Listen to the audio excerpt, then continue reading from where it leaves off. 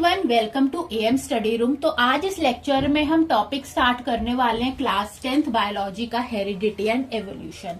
तो जिन लोगों ने भी चैनल को सब्सक्राइब नहीं किया, चैनल को सब्सक्राइब करें और वीडियो को लाइक करें अगर आपको यूजफुल लगे, पसंद आए। तो इस लेक्चर में, क्योंकि ये पहला लेक्चर है, तो हम इसके अंदर जो भी जेनेटिक्स की इंपॉर्टेंट डेफिनेशंस हैं वो देखेंगे और बेसिक कंसेप्ट समझेंगे हेरिडिटी का। तो चलिए स्टार्ट करते हैं। देखिए, जितने भी सेक्सुअली रिप्रोड्यूसिंग एनिमल्स होते हैं, जैसे कि ह्यूमंस की अगर हम बात करें, तो उनके अंदर इंटरनल फर्टिलाइजेशन होता है।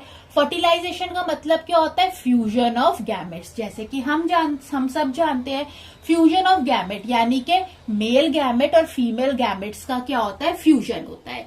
तो फीमेल गैमेट क्या है? एग है, और मेल गैमेट क्या है? स्पर्म है। तो जब ये दोनों चीजें आपस में फ्यूज होती है तो क्या फॉर्म होता है? जाइगोट फॉर्म होता है। ठीक है। अब ये जो फीमेल गैमेट है, एग जिसको हम ओवा भी कहते हैं, एक्चुअली में ये गैमेट्स होते क्या है? ये क्या है? ये सेक्स सेल्स है। ठीक है। तो ये फीमेल सेक्स सेल है और स्पर्म क्या है? ये मेल सेक्स सेल है। ठीक है। अब जो फीमेल सेक्स सेल होता है यानी एग, ये क्या होता है? हेप्लॉइड होता है नेचर में। मेल सेक्स सेल है स्पर्म, ये भी क्या होता है? हेप्लॉइड होता है नेचर में। हेप्लॉइड का मतलब क्या होता है कि इस सेल के पास कितने क्रोमोसोम्स होते हैं? 23 क्रोमोसोम्स होते हैं। सिमिलरली जो स्पर्म होते हैं उसके पास भी कितने क्रोमोसोम होते हैं? 23 क्रोमोसोम्स होते हैं। तो हम इनको हेप्लॉइड कहते हैं, सिंगल सेट ऑफ क्रोमोसोम। अब जब ये एग और स्पर्म का फ्यूजन होता है तो क्या फॉर्म होता है? जाइगोट फॉर्म होता है। तो जाइगोट के पास 46 क्रोमोसोम्स आ जाते हैं, यानी क्रोमोसोम नंबर क्या रहता है? मेंटेन रहता है। ठीक है। अब ये जो 23 क्रोमोसोम और 23 क्रोमोसोम की बात हो रही है, अब हम इसको थोड़ा सा और प्रिसाइजली देखेंगे। इसके अंदर हम थोड़ा सा और डीप में जाकर देखते हैं। देखिए, क्रोमोसोम जो होते हैं वो हमें कहां पर मिलते हैं? सेल के अंदर मिलते हैं। अब ये जो एग है, ठीक है, ये एग क्या है? ये एक सेक्स सेल है। सपोज ये हमारा एग है जो कि एक सेल है। सेल के अंदर क्या होता है? न्यूक्लियस होता है, और न्यूक्लियस के अंदर क्या होते हैं? थ्रेड लाइक स्ट्रक्चर्स होते हैं, जिसको हम क्या कहते हैं? क्रोमोसोम्स कहते हैं। तो जो फीमेल का जो एग सेल होता है उसके अंदर भी 23 क्रोमोसोम होते हैं। सिमिलरली जो स्पर्म्स होते हैं, ठीक है, स्पर्म होते हैं, स्पर्म का भी जो न्यूक्लियस होता है, न्यूक्लियस के अंदर भी क्या होते हैं? 23 क्रोमोसोम्स होते हैं। ठीक है। अब ये बेसिकली जो फ्यूजन हो रहा है, ठीक है, मतलब आधे क्रोमोसोम फीमेल से आ रहे हैं और आधे क्रोमोसोम कहां से आ रहे हैं? मेल से आ रहे हैं। तो अब हम इन क्रोमोसोम का भी ना थोड़ा सा और अल्ट्रा स्ट्रक्चर देखते हैं, इसको हम और थोड़ा सा डिटेल में देखते हैं। देखिए, बेसिकली क्रोमोसोम क्या होते हैं? अगर हम क्रोमोसोम को थोड़ा और डीप में जाकर स्टडी करें तो क्रोमोसोम क्या है? क्रोमोसोम क्या है? डीएनए से बना हुआ है। DNA is deoxyribonucleic acid. DNA क्या होता है? डायऑक्सी राइबो न्यूक्लिक एसिड होता है डीएनए। और जब ये जो डबल हेलिकल स्ट्रक्चर है, ये जो न्यूक्लिक एसिड है डीएनए, जब ये हिस्टोन प्रोटीन के अराउंड, ठीक है, ये हिस्टोन प्रोटीन के अराउंड बाइंड हो जाता है, तो ये कंडेंस होकर क्या फॉर्म कर लेता है? क्रोमोसोम फॉर्म कर लेता है। तो बेसिकली ये जो क्रोमोसोम है जो कि सेल के न्यूक्लियस के अंदर प्रेजेंट है, ठीक है, ये एक्चुअली क्या है? ये किससे बने हुए हैं? ये डीएनए से बने हुए हैं। डीएनए जो है हिस्टोन प्रोटीन के अराउंड बाइंड होकर एकदम कंडेंस होकर उसने एक स्ट्रक्चर बना लिया है, एक थ्रेड लाइक स्ट्रक्चर, जिसको हम क्या कहते हैं? क्रोमोसोम कहते हैं। तो आधे क्रोमोसोम मदर से आते हैं और आधे क्रोमोसोम फादर से आते हैं। ठीक है। मतलब आधा डीएनए फीमेल का है और आधा डीएनए मेल का है। जो जाइगोट बन रहा है उसके अंदर आधा डीएनए फीमेल का है और आधा डीएनए कहाँ का है? मेल का है। ठीक है। तो यानी फीमेल का, यानी जो मदर है, उसका डीएनए किसके अंदर आ गया? उसके न्यूक्लियस के अंदर आ गया in the form of chromosome, 23 chromosome.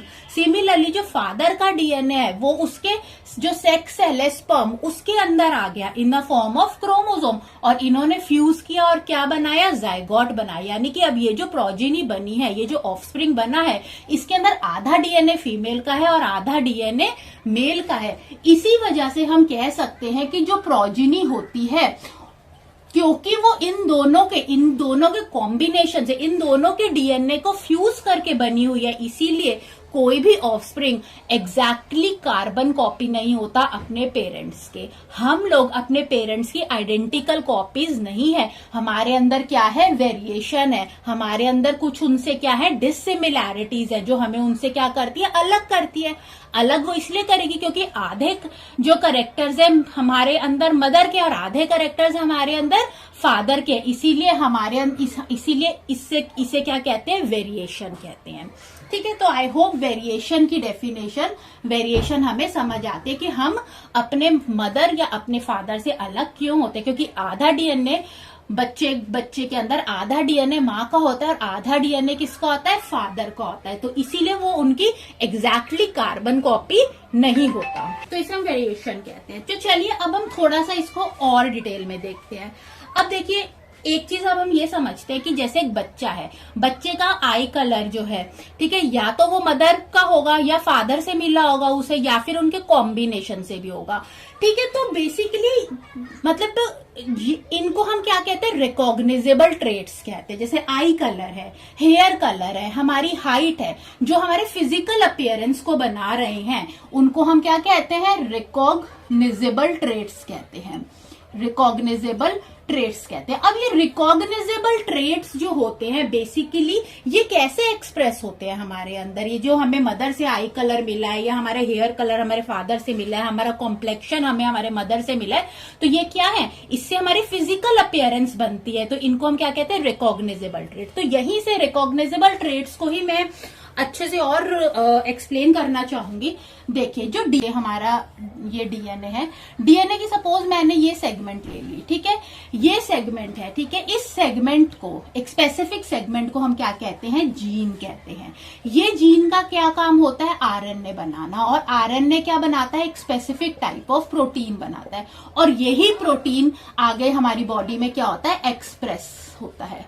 यानी कि इस स्पेसिफिक सेगमेंट को, एक डीएनए के स्पेसिफिक सेगमेंट को जो कि कोड करता है प्रोटीन को, जो कि प्रोटीन बनाता है, उसको हम क्या कहते हैं, जीन कहते हैं। अब ये जीन तो यानी बेसिकली इस जीन की वजह से ही ये रिकॉग्निजेबल ट्रेट्स एक्सप्रेस होते हैं। तो जीन आई कलर का भी जीन हो सकता है, अगर आई कलर का जीन होगा तो ये हमारी बॉडी में क्या होगा, एक्सप्रेस होगा, ब्लैक होगा, ब्राउन होगा, अकॉर्डिंग की मदर से क्या आया है, फादर से क्या आया है। ठीक है, हेयर कलर का जीन हो सकता है, हाइट का जीन हो सकता है। तो बेसिकली डीएनए का वो पार्ट जो कि प्रोटीन को कोड करता है उसको हम क्या कहते हैं, जीन कहते हैं।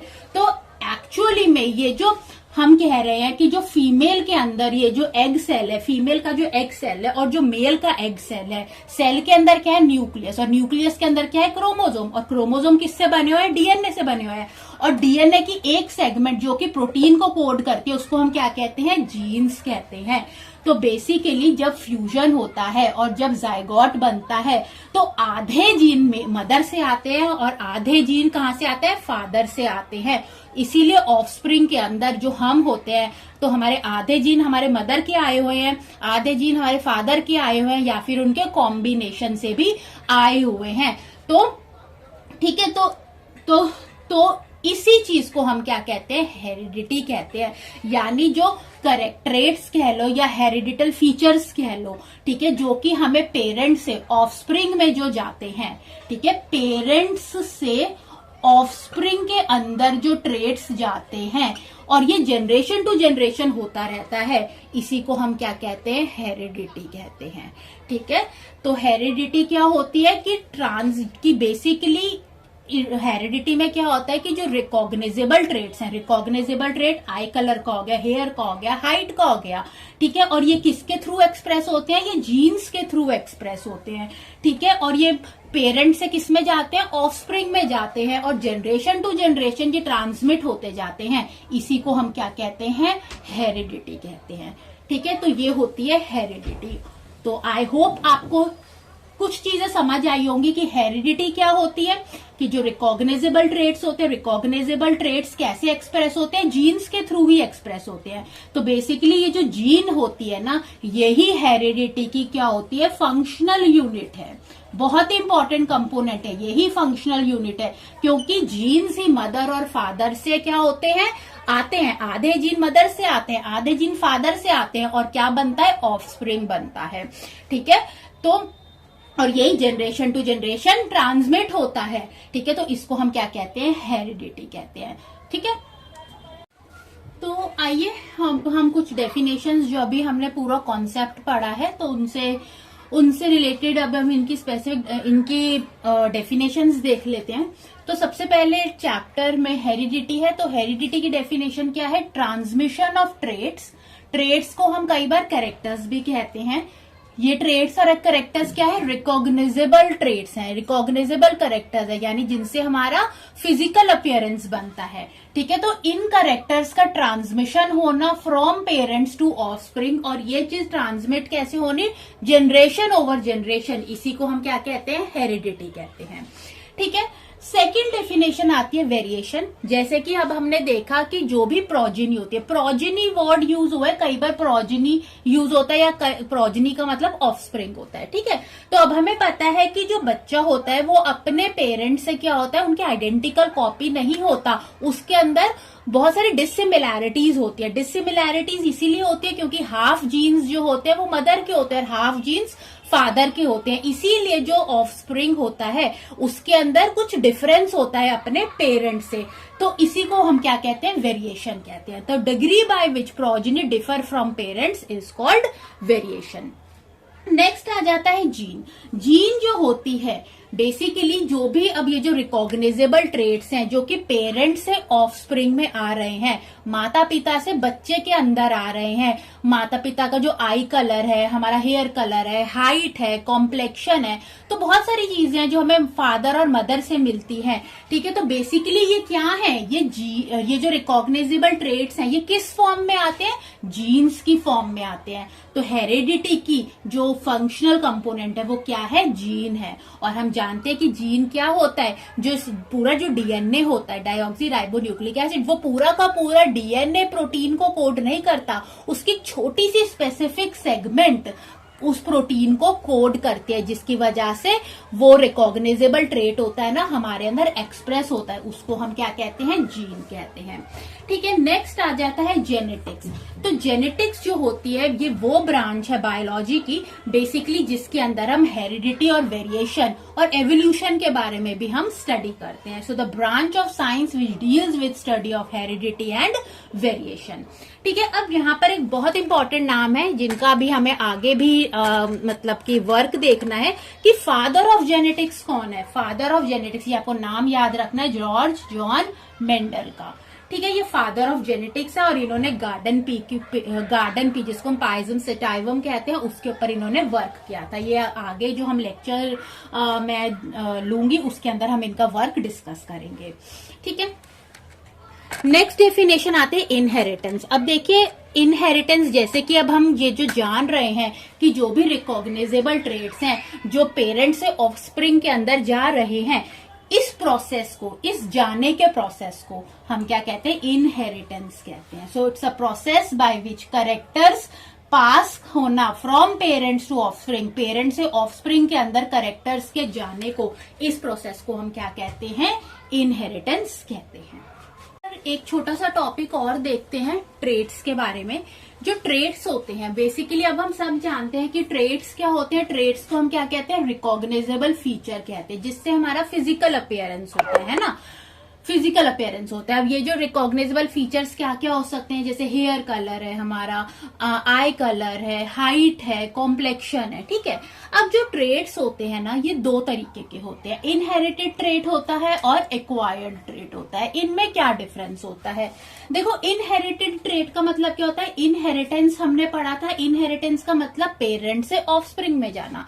तो ऐसे ट्रेट्स यानी ऐसे हेरिडिटल फीचर जो हमें हमारे माता पिता से मिलते हैं, यानी कि जो कि पेरेंट से ऑफस्प्रिंग के अंदर पास हो रहे हैं, यानी जिनके अंदर डीएनए इन्वॉल्व है, उनको हम क्या कहते हैं, उनको हम इनहेरिटेड ट्रेट्स कहते हैं। जैसे ब्राउन आई है, कर्ली हेयर है, ठीक है। लेकिन एक्वायर्ड ट्रेट्स वो ट्रेट्स होते हैं जिसके अंदर डीएनए का कुछ भी इन्वॉल्वमेंट नहीं होता, ये डीएनए से नहीं हमें मिलते।